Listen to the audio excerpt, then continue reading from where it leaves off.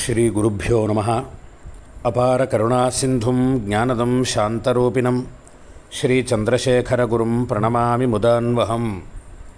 தர்மசந்தேகம் என்கிற பகுதியில் குலதெய்வம் என்கிற தலைப்பில் குலதெய்வத்தினுடைய முக்கியத்துவம், குலதேவத ஆராதனத்தினுடைய முக்கியத்துவத்தை விரிவாக பார்த்துன்னு வரும். இந்த குலதெய்வத்தினுடைய பூஜை, குலதெய்வத்தினுடைய அனுகிரகம் எந்த அளவுக்கு நமக்கு முக்கியம் என்பதை முதலில் விரிவாக நாம் பார்க்கிற வரிசையில் மகாபெரிவாளுடைய அனுபவத்தை பார்க்கிறோம்.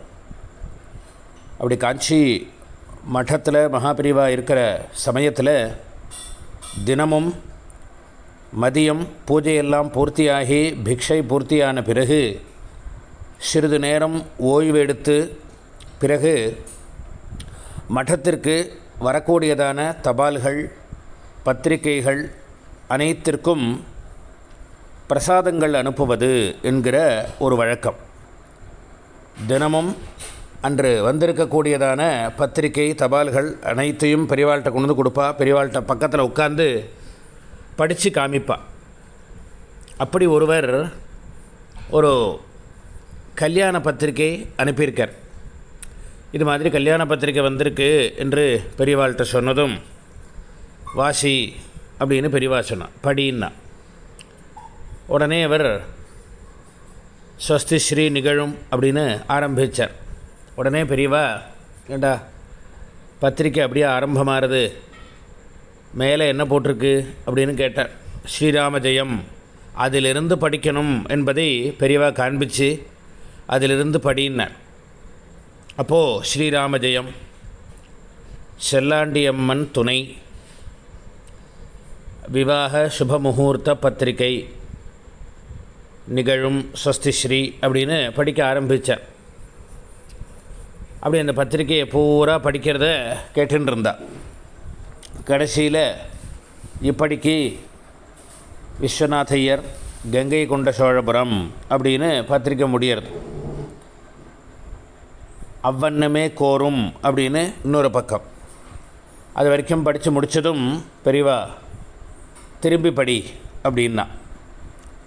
திரும்பவும் அதே போல் ஸ்ரீராம ஜெயம்னு ஆரம்பித்து செல்லாண்டி அம்மன் துணை, விவாக சுபமுகூர்த்த பத்திரிகை, மகாராஜராஜஸ்ரீ அவர்களுக்கு ஸ்வஸ்தி ஸ்ரீ நிகழும்னு அந்த பத்திரிகையை திரும்பவும் படிக்க ஆரம்பித்து கடைசி வரைக்கும் படிப்பு முடித்தார்.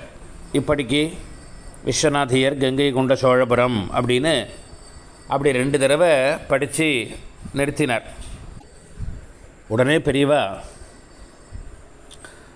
கங்கை கொண்ட சோழபுரம் விஸ்வநாதையர் அப்படின்னா அவர் ஏன் செல்லாண்டி அம்மன் துணைன்னு போட்டிருக்கார் மேலே? அவருக்கு செல்லாண்டி அம்மன் குலதெய்வம் இல்லையே அப்படின்னு பெரியவா கேட்டான். அந்த அளவுக்கு அதான் பெரியவாளை, மகாபெரிவாளை ஈஸ்வரன்னு நாம் சொல்வதற்கு என்ன காரணம் அப்படின்னா, ஏதோ கல்யாண பத்திரிக்கை வந்திருக்கு அப்படின்னு ஒரு தடவை பார்த்துட்டு அப்படியே பிரசாதம் வச்சு கொடுக்கறதுன்னு கிடையாது. அது அவன் போட்டிருக்கிற குலதெய்வம் உட்பட சரியானபடி இந்த பத்திரிகையானது போடப்பட்டிருக்கா அப்படிங்கிறத பார்க்கிறார். குலதெய்வம் பேர் விஸ்வநாதையர், கங்கை கொண்ட சோழபுரம் அப்படின்னா கங்கை கொண்ட சோழபுரம் விஸ்வநாதையருக்கு குலதெய்வம் செல்லாண்டி அம்மனா? அதெல்லாம் எப்படி பெரியவாளுக்கு தெரியும்? அதுதான் ஈஸ்வரன்னு பேர். உடனே பெரியவா ஒரு தபால் எழுத சொன்னா அவருக்கு. கங்கை கொண்ட சோழபுரம் விஸ்வநாதையருக்கு உடனே காஞ்சி மடத்திற்கு வரவும் அப்படின்னு உடனே ஒரு தபால் எழுதி, ஒரு கார்டு எழுதி அவருக்கு பெரியவா போட சொன்னான். அவருக்கு தபால் போய் உடனே தபால் கைக்கு கிடச்சதும் 2 நாளில் வந்தார். அவர் மடத்துக்கு வந்தார். வந்துட்டு பெரியவாளை பார்த்து நமஸ்காரம் பண்ணி, நம்ம ஆற்றுல கல்யாணம் வருது, பெரியவா அனுகிரகம் பண்ணணும், நேரில் வந்து பத்திரிக்கை கொடுக்க முடியல, அதனால் தபாலில் அனுப்பிச்சுட்டேன், பெரியவா தவறாக எடுத்துக்கப்படாது அப்படின்னு சொல்லி பழங்கள்லாம் வச்சு நமஸ்காரம் பண்ணினார். உடனே பெரியவா உட்காருன்னார். உட்கார்ந்தார்.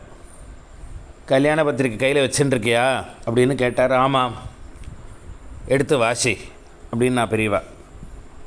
உடனே அவர் எடுத்து இந்த கல்யாண பத்திரிக்கையை பூரா படித்து காமிச்சார்.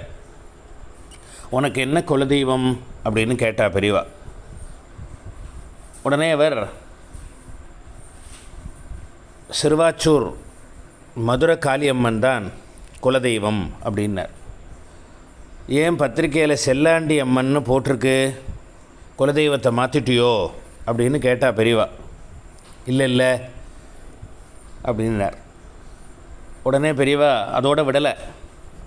ஒருவேளை பிள்ளையாத்துக்காரர்களுக்கு செல்லாண்டி அம்மன் குலதெய்வமோ அப்படின்னு கேட்டார். ஏன்னா 2 இரு வீட்டாரின் அழைப்புன்னு சில பத்திரிகைகள்லாம் வரும். பொன்னாத்துக்காரா பிள்ளையாத்துக்காரா 2 பேரும் சேர்ந்து பத்திரிக்கை போடுறது, இரு வீட்டார் அழைப்பு அப்படின்னு. ஒருவேளை அது மாதிரி பத்திரிக்கை போட்டிருக்காரோங்கிறதுனால பெரியவா ஒருவேளை பிள்ளையாத்துக்காரர்களுக்கு செல்லாண்டி அம்மனோ அப்படின்னு கேட்டார். அதுவும் இல்லை அப்படின்னு விட்டார் அவர். ஏண்டா குலதெய்வத்தை மாற்றிட்டே, சிறுவாச்சூர் மதுரை காளியம்மன் துணைன்னு தானே மேலே போட்டிருக்கணும், ஏன் மாற்றிட்டே அப்படின்னு கேட்டார். அதுக்கு அவர் ஒரு காரணம் சொன்னார். அந்த காரணத்தை கேட்டதும் பெரியவாலும் சேர்ந்து சிரிச்சுட்டா. அவர் என்ன காரணம் சொன்னார் அப்படின்னா, இல்லை இந்த கல்யாண பத்திரிக்கை போடுறதுக்கு வாசகங்கள்லாம் எழுதி அந்த பிரிண்டர்கிட்ட கொண்டு போய் இந்த வாசகங்களை கொடுத்த போது அந்த பிரிண்டர் கேட்டார், ஒரு மாடல் பத்திரிக்கை வேணும்னு கேட்டார். அதனால் நம்ம அதுக்கு ஏதோ தபாலில் சொந்தக்காரர்களுக்கு கல்யாண பத்திரிக்கை வந்த ஒரு பத்திரிக்கையை மாடலாக கொடுத்தேன். அதோட நான் கொடுத்த வாசகத்தில் மேலே குலதெய்வம் பேர் எழுத விட்டு போயிடுது. அதனால் அந்த மாடல் பத்திரிக்கையில் மேலே செல்லாண்டி அம்மன் துணைன்னு இருந்தது. அதை பார்த்துட்டு அந்த பிரிண்டில் செல்லாண்டி அம்மன் துணைன்னு அப்படியே வந்துடுத்து பத்திரிக்கை, அது கவனிக்கலை அப்படின்னு சொன்னார். அப்போது பெரியவா, உங்காத்துக்கும் குலதெய்வம் இல்லை, பிள்ளையாத்துக்காரர்களுக்கும் குலதெய்வம் இல்லை, அந்த பிரிண்டருக்கும் குலதெய்வம் இல்லை, அப்படியே ஒரு தெய்வம் வந்துடுத்தா பத்திரிக்கையில் அப்படின்னு பெரியவா கேட்டு சிரித்தா. சிரிச்சுட்டு, இப்படி போடப்படாது, குலதெய்வம் பேரை சரியாக போடணும் கல்யாண பத்திரிக்கையில். குலதெய்வத்தினுடைய அனுகிரகம் இல்லாமல் நமக்கு ஒன்றுமே கிடையாது.